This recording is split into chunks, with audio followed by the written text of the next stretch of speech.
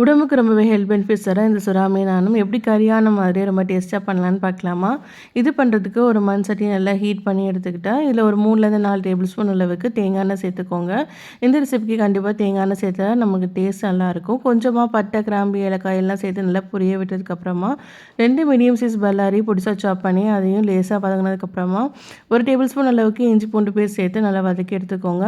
இப்போ கொஞ்சமாக கருவேப்பிலை சேர்த்துட்டு கொஞ்சம் லேசாக வதக்கி விட்டுக்கோங்க. இப்போ 2 மீடியம் சைஸ் பல்லாரி 2 பச்சை மிளகாய் சேர்த்து அந்த வெங்காயம் தக்காளி எல்லாம் ஒரு 5 நிமிஷம் லோ ஃப்ளேம்லேயே வச்சு மூடி போட்டு வேக வச்சு எடுத்துக்கலாம். அப்புறமா 4 டேபிள் ஸ்பூன் அளவுக்கு வீட்டுக்குள்ள மசாலா தூள் சேர்த்துக்கோங்க. மசாலா தூள் சேர்த்ததுக்கப்புறமா 2 டம்ளர் அளவு தண்ணி சேர்த்து நல்லா மிக்ஸ் பண்ணி கொடுத்து நல்லா குழம்பு கன்சிஸ்டன்சிக்கு கொண்டு வந்ததுக்கப்புறமா தேவையான அளவு உப்பு 1 டேபிள் ஸ்பூன் அளவுக்கு சேர்த்துக்கோங்க. குழம்பு நல்லா கொதித்து வரணும். வந்ததுக்கப்புறமா நம்ம கழுவி வச்சுருந்த இந்த சுறா மீனையும் நம்ம சேர்த்துக்கலாம். இப்போ மூடி போட்டு குழம்ப நல்லா வேக வச்சு எடுத்துக்கலாம்.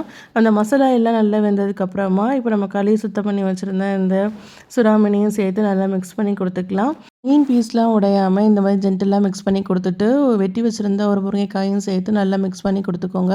ஹை ஃப்ளேமில் மூடி போட்டு 5 நிமிஷமும் லோ ஃப்ளேமில் 5 நிமிஷம் விட்டு எடுத்திங்கன்னா ஒரு சூப்பரான சுறா மீன் ஆனம் ரெடி. இது நம்ம அரிசி மாவு ரொட்டி கூட வச்சு சாப்பிட்டா ரொம்ப டேஸ்ட்டாக இருக்கும். கண்டிப்பாக ட்ரை பண்ணி பாருங்கள். இந்த ரெசிபி பிடிச்சா மறக்காமல் லைக் அண்ட் ஷேர் பண்ணிக்கோங்க. என் பேஜை ஃபாலோ பண்ணிவிட்டு யூடியூப் சேனல் சப்ஸ்கிரைப் பண்ணிக்கோங்க.